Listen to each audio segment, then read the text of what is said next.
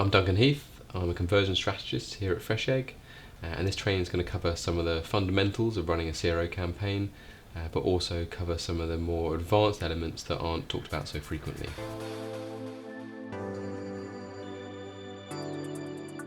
In this, our first video of the CRO program, we're going to be talking about quantitative analysis. Broadly speaking, there are two camps of research, quantitative and qualitative research. Quantitative is obviously fact-based, and qualitative is more opinion-based and open to interpretation. Quantitative research really tells us the what and the where. So what is happening on a website and where is it happening, whereas qualitative is more concerned with the why. Both are necessary for reasons that we'll explain, but in this section we'll talk about the quantitative. Now, quantitative is more objective, so it's less open to interpretation.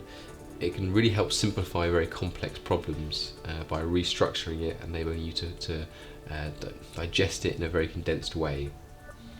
It can also be very useful to find cause and effect relationships in a direct comparison. It can be used to back up ideas from qualitative research. So an idea that you might find through something like user testing or heuristic analysis can be backed up by referring to quantitative data to see if those behaviours are prevalent on your site. And because there's often a lot of data available through quantitative analysis, it can be really good at comparing performance over time in a way that qualitative research often can't. So you might look at analytics data year on year and discover trends that would be very difficult to spot if you were doing it in a qualitative way. Talking about analytics data, there are certain reports that are pretty standardized across most analytics platforms like Adobe and Google. Things like demographics and location can be very useful for understanding how different groups of users are behaving based on their geolocations. The new versus returning reports can understand how users who have visited your site multiple times differ in their behaviour compared to those who it might be their one and only visit. Mobile versus tablet versus desktop can be a great report to understand the differences in engagement across devices. Things like browser and operating systems, sometimes you see different behaviours in different browsers. And that could represent different audience groups, different age demographics sometimes use different browsers. Internal search can be a good one, so understanding users who have used your internal search versus those who haven't, and how that affects their navigation and also their conversion performance. Being careful not to assume that all correlation is causation.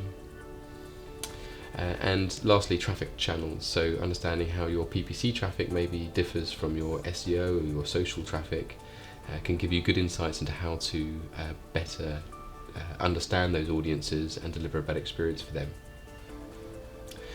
But you might want to segment your data a little bit deeper. There are going to be levels of understanding that you can't get from a grouped audience. I'm thinking all mobile traffic, for example.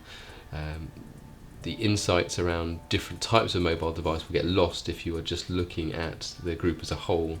So you might want to break it down even further.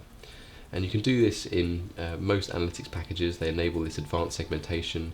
The example here we've got is from Google Analytics, showing an audience group we're going to target from the age of 18 to 34 and female. So this can help us understand the behaviour of that very specific audience segment to see if we can see if there are any particular ways we can improve their experience or understand their behaviour on the site. And this really helps when we get to the personalisation, which we'll talk about later. Another really valuable quantitative report you can look at is what we call leakage. And leakage is a way of helping us identify those users who are exiting the site that we deem to be high value. It's a common mistake for users, or for analysers, to come to a site and focus on the areas that have the highest bounce rates or the highest exit rates or highest exit number, which can show you where some big leaks are occurring on the site, but aren't necessarily telling you where the highest valuable users are. So plugging those holes are not necessarily going to shift the needle in terms of improved conversion performance. Leakage is different because we factor in the page value. So page value is an attribute a metric that's worked out by analytics, but again is available in tools like Adobe, that really shows you how important a page or group of pages are to the typical conversion journey of a user group. And combining this with exits can give us a much better idea of where the valuable users are leaving the site. So the calculation is very simply unique page exits times average page value will give us a leakage score, which I'll show you in a second. It's important to note that these figures are relative values, not absolute. So it's not going to tell you the amount of revenue that you're losing from your site over a certain time period. It's just going to show you where the most valuable pages to focus your efforts when it comes to qualitative research should be. So let's look at a real world example. This is real data but anonymized, and it shows the leakage from different page groups. So because we are, when we optimize pages, we typically look on a group level rather than individual, so a template level. You can see here that category pages have been all grouped together, because typically when we make improvements, we make an improvement across the group, and therefore we should understand what their combined exits and leakage are. So there's a common myth that home pages are the pages to focus on most when you get to optimization. People think that that's where the highest traffic is, and it isn't necessarily these days, especially as more traffic gets pushed deeper into sites directly. But it also isn't necessarily the highest valuable users who end up at a home page, because they could be there for numerous reasons. They could have mistakenly found the site, or literally just be checking out to see what it is and realizing it's not for them before leaving.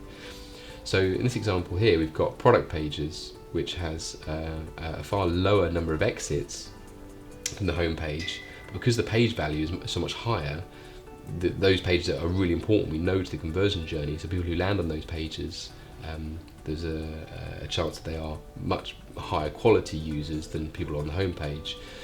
The ultimate leakage is far greater for product pages. So if we were to then move to our qualitative research phase and look at where we should focus our efforts, we would certainly start with product pages above the home page.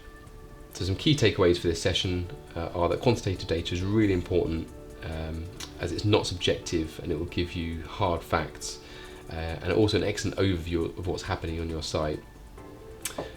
Segmenting your data can be, again, very valuable in getting a better understanding of how smaller segments are behaving, and taking out some of the noise that you get from combining audience segments. And leakage calculations should be a really good place for you to start to identify where the highest valuable areas in the site are, to focus your conversion efforts and your qualitative research efforts.